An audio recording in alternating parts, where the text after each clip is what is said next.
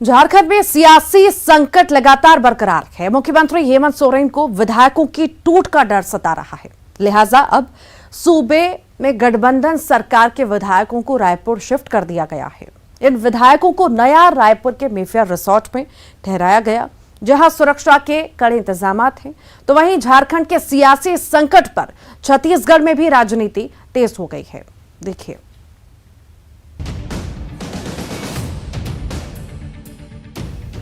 झारखंड में लाभ के पद मामले में मुख्यमंत्री हेमंत सोरेन की सदस्यता रद्द होने की आशंका के बीच वहां जेएमएम कांग्रेस गठबंधन सरकार के विधायकों को रायपुर शिफ्ट कर दिया गया है। मुख्यमंत्री सोरेन को डर है कि उनके इस्तीफे के बाद सरकार गिराने के लिए झामुमो कांग्रेस विधायकों की खरीद बिक्री हो सकती है। इस खतरे को देखते हुए हेमंत सोरेन सतर्कता बरत रहे हैं। छत्तीसगढ़ में कांग्रेस की सरकार है और यहां किसी तरह की अन्य गतिविधि पर आसानी से निगरानी रखी जा सकेगी। लिहाजा विधायकों को नया रायपुर के मेफेयर रिसोर्ट में ठहराया गया है। रायपुर एयरपोर्ट पर विधायकों की सुरक्षा के लिए कड़े इंतजाम भी नजर आए। यहां से उन्हें फौरन मेफेयर रिसोर्ट के लिए ले जाया गया। उधर इस मामले में पीसीसी अध्यक्ष मोहन मरकाम ने कहा कि हमारी तैयारी पूरी है, बीजेपी यहां सेंधमारी नहीं कर पाएगी। उन्होंने कहा कि बीजेपी केंद्रीय एजेंसियों को गलत तरीके से पीछे लगाती है और हमारी जिम्मेदारी है कि हम अपने विधायकों को सुरक्षा दें। केंद्र में बैठी भारतीय जनता पार्टी की सरकार लगातार विपक्ष की सरकारों को तोड़ने का, विधायकों को तोड़ के खरीद के जो सरकार को अपदस्थ सरकार को गिराने का काम कर रही है। पहले कर्नाटक, मध्य प्रदेश, महाराष्ट्र और फिर अब झारखंड को निशाना बनाया। तो कहीं ना कहीं छत्तीसगढ़ में जो हमारे झारखंड, क्योंकि हमारी सरकार है, संयुक्त मिलीजुली सरकार है, तो छत्तीसगढ़ आ रहे हैं तो केंद्र सरकार। तो झारखंड का सियासी संकट तो जारी है। सारे विधायक पहुंच चुके हैं रिसोर्ट में, बातचीत हो रही है। साथ ही साथ आपको बता दें, सीएम भूपेश बघेल भी आप भीतर झारखंड के विधायकों को ठहराया गया है, करीबन 40 विधायकों को। और आप ये देख सकते हैं, ये गाड़ी है जिसमें मुख्यमंत्री भूपेश बघेल बैठे हुए हैं, विधायकों से मिलने के लिए पहुंचे हैं। और कल हरियाणा जाने वाले हैं मुख्यमंत्री, और उसके पहले आज थोड़ी देर पहले यहाँ पर विधायक पहुंचे हुए हैं और उनसे मुलाकात करने के लिए मुख्यमंत्री भूपेश बघेल पहुंचे हैं। हालांकि हेमंत सोरेन कह रहे थे कि कोई सियासी संकट नहीं है, लेकिन जिस तरह की तमाम कवायदे हैं उसके बाद इस बात को लेकर जो है ये खासतौर पे जिस तरह से कवायद की जा रही है, ये साफ तौर पे देखा जा सकता है कि थोड़ी सी जो तमाम तरह की जो एक तरह से कहें कि सतर्कता बरतती जा रही है। और मुख्यमंत्री भूपेश बघेल जो है विधायकों से मिले और उसके बाद में आगे क्या रणनीति होगी इस पर भी चर्चा की गई। कैमरा पर्सन राजनी के साथ ममता लांजेवार, न्यूज 18 छत्तीसगढ़, रायपुर। तो ये तस्वीरें आपको दिखाई। झारखंड का सियासी संकट तो जारी है, विधायक पहुंच चुके हैं। हम सीएम भूपेश बघेल भी पहुंच चुके हैं रिसोर्ट पर और अब बातचीत होगी, चर्चा होगी विस्तार से विधायकों के साथ, क्योंकि कल हरियाणा के लिए रवाना मुख्यमंत्री होने वाले हैं। आज का दिन ही है और अभी विधायकों के साथ बैठ के इत्मीनान से चर्चा होगी, बातचीत होगी। जो भी डर कांग्रेस में है, कहीं ना कहीं विधायकों में है या कहीं कांग्रेस में है, उस डर को खत्म करने की जो भी चीजें बिगड़ी हैं उसे सुलझाने की कोशिश की जाएगी। मुख्यमंत्री भूपेश बघेल इत्मीनान से बातचीत करेंगे, चर्चा करेंगे, आगे की रणनीति तैयार की जाएगी इस बातचीत में। मुख्यमंत्री भूपेश बघेल मेफेयर रिसोर्ट पहुंच चुके हैं, सभी विधायक उधर मौजूद हैं और कड़ी सुरक्षा जो है इन विधायकों के लिए की गई है कि कोई भी उनसे मुलाकात ना कर पाए। अब मुख्यमंत्री भूपेश बघेल पहुंचे हैं, वो सभी विधायकों के साथ बैठेंगे, विस्तार से चर्चा होगी। आखिर आगे कैसी रणनीति रहने वाली है, उस रणनीति पर मंथन किया जाएगा, रणनीति तैयार की जाएगी। लगभग बता दें आपको 41 विधायक हैं जो पहुंच चुके हैं रायपुर शाम में और अब जो है मुख्यमंत्री भूपेश बघेल के साथ उनकी बातचीत होगी, चर्चा होगी, आगे की रणनीति तय की जाएगी। और इसी पर अधिक जानकारी के लिए ममता लांजेवार हमारे साथ जुड़ गई हैं। ममता, सीएम भूपेश बघेल भी रिसोर्ट पर पहुंच चुके हैं, आखिर कब तक वो वहां पर रहने वाले हैं, किस तरह की रणनीति, विस्तार से थोड़ी जानकारी दीजिए। मुख्यमंत्री भूपेश बघेल यहाँ पर मेफेयर रिसोर्ट पहुंचे हुए हैं और जो झारखंड के विधायक यहाँ पर मेफेयर रिसोर्ट पहुंचे हुए हैं और जो झारखंड के विधायक यहाँ पर रुके हैं, करीबन 41 विधायक जो है वो यहाँ पर रुके हुए हैं। उनसे उनके साथ में उनकी मीटिंग है और यहाँ पर उस बैठक के बाद में इस स्ट्रेटेजी तय होगी कि किस तरह की रणनीति के साथ जो है वो झारखंड के जो विधायक हैं वो चलेंगे और क्या चीजें हैं वहां पर, क्या ऐसी परेशानियां हो सकती है, इस पर भी बात करेंगे। मुख्यमंत्री भूपेश बघेल पर अगर हम बात करें तो कांग्रेस हाईकमान का काफी भरोसा है। अलग अलग राज्यों के चुनाव में वो मुख्य पर्यवेक्षक बनाए गए हैं। अभी हिमाचल प्रदेश की जिम्मेदारी उन पर है और जब कांग्रेस पर सियासी संकट भी अगर हम बात करें तो उस तरह से कुछ आता है तो भी एक महत्वपूर्ण भूमिका जो है वो उनको एक जिम्मेदारी उनको भी दी जाती है कि किस तरीके से उसको दूर के टाला जा सकता है, टाला जा सकता है। और अभी अगर हम बात करें तो झारखंड के विधायक यहाँ पर रुके हुए हैं। मुख्यमंत्री भूपेश बघेल यहाँ पर बैठक करेंगे, कल हिमाचल प्रदेश जाएंगे। थोड़ी देर पहले यहाँ पर विधायकों को लाया गया है और इन विधायकों के साथ में मंत्रणा होगी। हालांकि हेमंत सोरेन कह रहे थे कि कोई सियासी संकट नहीं है, लेकिन कवायद आप देख रहे हैं कि कैसे विधायकों को यहाँ पर चार्टर प्लेन के द्वारा लाया गया है। मेफेयर रिसोर्ट में ठीक उसी तरह से व्यवस्था की गई है जिस तरीके से राज्यसभा में कोई क्रॉस वोटिंग न हो, उसको लेकर हरियाणा के विधायकों को लेकर व्यवस्था की गई थी। और उस दिन भी जब हरियाणा के विधायक पहुंचे थे, मुख्यमंत्री भूपेश बघेल ने मुलाकात की थी। आज भी जब झारखंड के विधायक पहुंचे हैं, मुख्यमंत्री भूपेश बघेल उनसे मुलाकात करने के लिए पहुंचे हैं। अभी बैठक चलेगी, बैठक कितनी देर चलेगी ये देखने वाली बात होगी, लेकिन ये जरूर है कि आगे की रणनीति क्या होगी, कांग्रेस की अपनी स्ट्रेटेजी क्या होगी, कैसे सेंधमारी को रोका जा सके, ये तमाम कवायदे जो है वो उन पर यहाँ पर चर्चा की जाएगी। जी, वाकई रणनीति तो तैयार की जाएगी। अब चूंकि वही हम बात कर रहे थे कि कुछ ही समय बचा है, कल मुख्यमंत्री रवाना हो जाएंगे हिमाचल के लिए। आज का समय ही है शायद, क्योंकि पता नहीं 2 दिन की बुकिंग तो है, उसके बाद भी रुकेंगे विधायक, नहीं रुकेंगे। तो ये माने कहीं ना कहीं कि आज रणनीति तैयार हो ही जाएगी और सभी बातों पर चर्चा हो जाएगी, कहीं ना कहीं कन्विंस कर लिया जाएगा।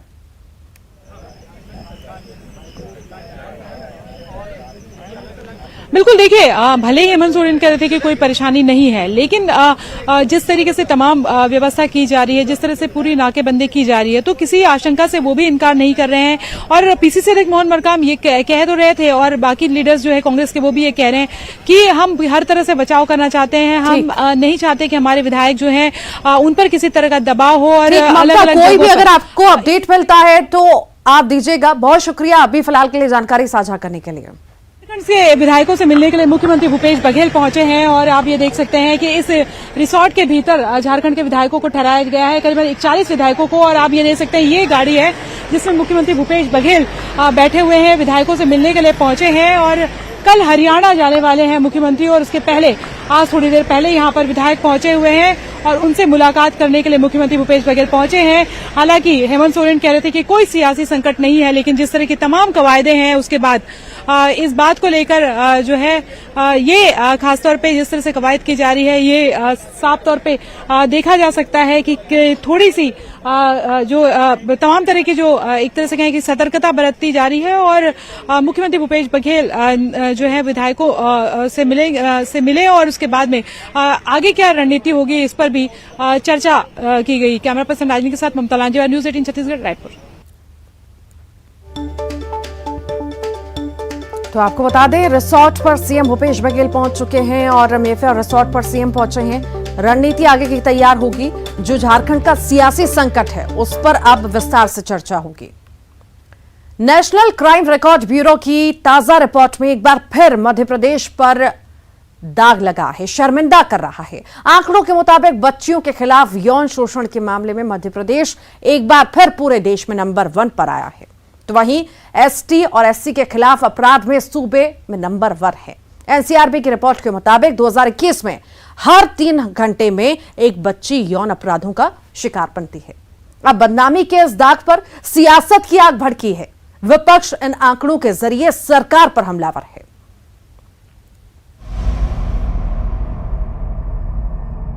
नेशनल क्राइम रिकॉर्ड ब्यूरो के ताजा आंकड़ों के बाद मध्य प्रदेश सियासत जोर पकड़ने लगी है।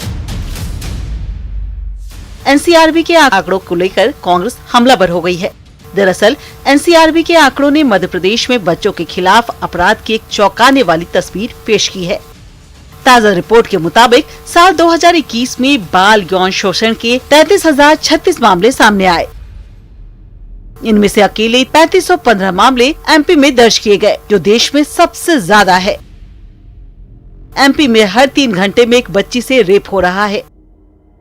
बात रेप के मामलों की करें तो इसमें भी एमपी दूसरे नंबर पर है। कुल जाति के 6462 मामले एमपी में सामने आए। मध्य प्रदेश अनुसूचित जाति और जनजाति के लोगों के उत्पीड़न के मामले में भी टॉपर रहा है। साल 2021 में यहाँ SC/ST एक्ट के तहत कुल 2627 मामले पुलिस ने दर्ज किए थे। यह आंकड़ा वर्ष 2020 से 9.38% अधिक है। वहीं अगर बात कुल IPC क्राइम की करें तो एमपी में 2021 में 3 लाख से ज्यादा मामले दर्ज किए गए। जाहिर है सूबे में अपराध का आंकड़ा काफी बढ़ा है। उधर नए आंकड़ों के बाद सियासी आग भड़क गई है। कांग्रेस ने सरकार पर जोरदार हमला बोला है। पूर्व सीएम कमलनाथ ने ट्वीट के जरिए सरकार पर निशाना साधा। उन्होंने ट्वीट किया कि आज सुरक्षा और सम्मान प्राथमिकता होनी चाहिए। उन्होंने सरकार से मांग की है कि प्रदेश की जनता और बहन बेटियों से माफी मांगे। भारतीय जनता पार्टी सरकार में मध्य प्रदेश बलात्कार प्रदेश बन गया है। एनसीआरबी के ताजा आंकड़ों में नाबालिग बच्चियों से बलात्कार के मामले में मध्य प्रदेश देश में शीर्ष पर है। प्रत्येक 3 घंटे में एक नाबालिग बच्ची के साथ बलात्कार जैसी घटना हो रही है। धिक्कार है ऐसी भारतीय जनता पार्टी सरकार पर जो मध्य प्रदेश में बच्चियों को सुरक्षा नहीं दे पा रही है, बलात्कारियों से नहीं बचा पा रही है। मध्य प्रदेश में भारतीय जनता पार्टी सरकार में कानून व्यवस्था ध्वस्त हो गई है। बच्चियां, महिलाएं सुरक्षित नहीं है। उधर बीजेपी की सफाई है कि एमपी में अपराध के खिलाफ पहले से ज्यादा एक्शन लिए जा रहे हैं। बीजेपी का कहना है कि कांग्रेस सरकार में एफआईआर दर्ज नहीं होती थी, लेकिन अब एफआईआर दर्ज की जाती है। देखिए, नाबालिग के साथ में यौन अपराध और अन्य लैंगिक अपराध से संबंधित जो प्रावधान है वो हमारी सरकार ने उसमें सजा के प्रावधान और कार्रवाई के प्रावधान को सख्त करने का काम किया है, जिसकी वजह से पीड़ित पक्ष के मन में सरकार के प्रति विश्वास पैदा हुआ है। पहले की सरकारों के समय में इस प्रकार के जब अपराध हो जाया करते थे तो एफआईआर नहीं करवाई जाती थी, क्योंकि प्रक्रिया के ऊपर भरोसा नहीं था पीड़ित पक्ष को और थाने वाले भी रिपोर्ट नहीं लिखते थे। आज इस प्रकार के अगर कोई अपराध होते हैं तो हमारी सरकार के निर्देश से पुलिस को कि तत्काल एफआईआर की जाए, जांच की जाए। अगले साल चुनाव है, ऐसे में एनसीआरबी की ताजा रिपोर्ट से विपक्ष को एक बड़ा मुद्दा हाथ लगा है। उधर राजनीति से परे सरकार के लिए अपराध का ये ग्राफ चिंता का विषय भी है। साल 1986 में एनसीआरबी की स्थापना हुई थी। केंद्रीय गृह मंत्रालय के तहत ये काम करता है। इसका उद्देश्य पुलिस में कानून व्यवस्था को प्रभावी तरीके से लागू करने के लिए बनाया गया था। एनसीआरबी डाटा से पता चलता है कि देश में कितना अपराध बढ़ा या घटा है। Bureau report, news 18। छत्तीसगढ़ में 22 अगस्त से शुरू हुई कर्मचारियों की हड़ताल अभी तक जारी है। इस बीच सरकार थोड़ी सख्ती के मूड में भी नजर आ रही है। हालांकि हर कदम पर सोच समझकर हर कदम उठाया जा रहा है। सोमवार को सामान्य प्रशासन विभाग ने एक आदेश भी जारी किया था, जिसमें आंदोलन में शामिल कर्मचारियों का वेतन काटने की बात कही थी। लेकिन आज फिर आदेश में बदलाव नजर आया। नए आदेश के मुताबिक अगर कर्मचारी 1 या 2 सितंबर तक काम पर लौट आते तो वेतन नहीं काटा जाएगा। अब यह सवाल है कि यह कर्मचारियों को ऑफर है या आखिरी अल्टीमेटम।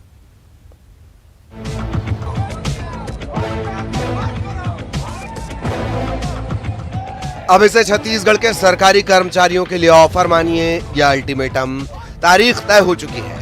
अगर 2 सितंबर तक हड़ताली कर्मचारी काम पर लौटे तो वेतन का एक भी पैसा नहीं कटेगा, लेकिन अगर हड़ताल जारी रही तो फिर वेतन कटना तय है। जी हां, सोमवार के आदेश में संशोधन कर सामान्य प्रशासन विभाग ने कर्मचारियों को एक नया ऑफर दिया है। दरअसल पुराने आदेश में हड़ताली कर्मचारियों के वेतन काटने का फरमान जारी किया गया था, लेकिन नए आदेश में थोड़ी राहत दी गई है। अब तनख्वाह तो कटेगी, लेकिन 2 सितंबर के बाद हड़ताल जारी रही तो। हालांकि इतना तय माना जा रहा है कि सरकार समझौते के नहीं बल्कि सख्ती के मूड में है। उधर कर्मचारी भी अभी अपनी मांगों पर अड़े हैं।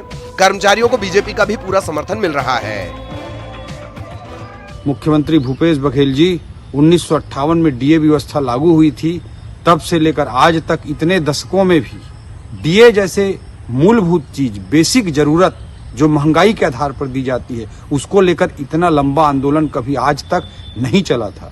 आज आपके खराब नीतियों के कारण प्रदेश की न्याय व्यवस्था भी ठप है, क्योंकि न्यायपालिका से संबंधित कर्मचारियों को भी आपके नीतियों के कारण हड़ताल पर जाने के लिए विवश होना पड़ा है और आपको कोई गंभीरता ही नहीं है। यह अत्यंत दुर्भाग्यजनक है। देखिए, इसके पहले जब कर्मचारी संघ के लोग हड़ताल में गए थे तो सरकार ने उनसे चर्चा किया, कुछ संघ के लोग आए, उनकी सहमति बनी, उसके बाद 6% डीए बढ़ाया गया। लेकिन दूसरे गुट के लोग फिर से हड़ताल में जाने की बात करके फिर से हड़ताल किया गया, जिसके कारण दिक्कतें आई। निश्चित तौर पर जो कार्रवाई की जा रही है वह एक सामान्य प्रशासनिक कार्रवाई है और व्यवस्था को बनाए रखने के लिए आवश्यक है कि इस प्रकार की कार्रवाई की जाए। भारतीय जनता पार्टी को इस मामले में बोलने का कोई नैतिक अधिकार नहीं है। 2006 में भारतीय जनता पार्टी के समय ही कानून बना था। छत्तीसगढ़ में पिछले 9 दिनों से सरकारी दफ्तरों में कामकाज बुरी तरह से प्रभावित हो रहा है। राज्य के करीब 5 लाख कर्मचारी हड़ताल पर हैं। सोमवार को कर्मचारियों और फेडरेशन के प्रतिनिधियों के बीच बैठक हुई, लेकिन इसमें 34% महंगाई भत्ते की डिमांड पर बात नहीं बनी। फेडरेशन अपनी 2 सूत्रीय प्रमुख मांगों के लिए हड़ताल पर है। केंद्र के समान छत्तीसगढ़ के कर्मचारियों और अधिकारियों को 34% महंगाई भत्ता और 7वें वेतनमान के अनुसार मकान भाड़ा भत्ता चाहिए। जी, हम लोग सर, हमारी विशेष 2 मांगे हैं। डीए जैसे कि महंगाई भत्ता है और एचआरए है, जो गृह भाड़ा भत्ता है, जो सर दे तिथि से हमको चाहिए। और आज तक हमारे यहाँ छत्तीसगढ़ में हमको 22 से 28% अभी हुआ है, जबकि बाकी जगह 34% है सर। तो हम लोग भी उसी लिए आज सरकार से निवेदन कर रहे हैं कि हमको भी जो बाकी राज्य में है और जो केंद्र के समान है महंगाई भत्ता, वो सर हमको देने की वो कष्ट करें सर। और 34% महंगाई भत्ता जो हमारी सरकार हमें नहीं दे रही है, ये भारत में सभी राज्यों में 34% महंगाई भत्ता मिल रहा है, लेकिन सिर्फ छत्तीसगढ़ राज्य में ही नहीं मिल रहा है। तो आज उसी के विरोध में हम सब, उसकी मांग के लिए हम सब यहाँ उपस्थित हुए हैं। 22 अगस्त से फेडरेशन की अनिश्चितकालीन हड़ताल जारी है। फेडरेशन ने दावा किया है कि राज्य के सभी जिला और ब्लॉक तहसील मुख्यालय में कर्मचारी हड़ताल पर हैं। हड़ताल में न्यायिक कर्मचारी संघ और प्रदेश के तहसीलदार, नायब तहसीलदार के शामिल होने की वजह से राजस्व विभाग और अदालतों का काम भी प्रभावित हो रहा है।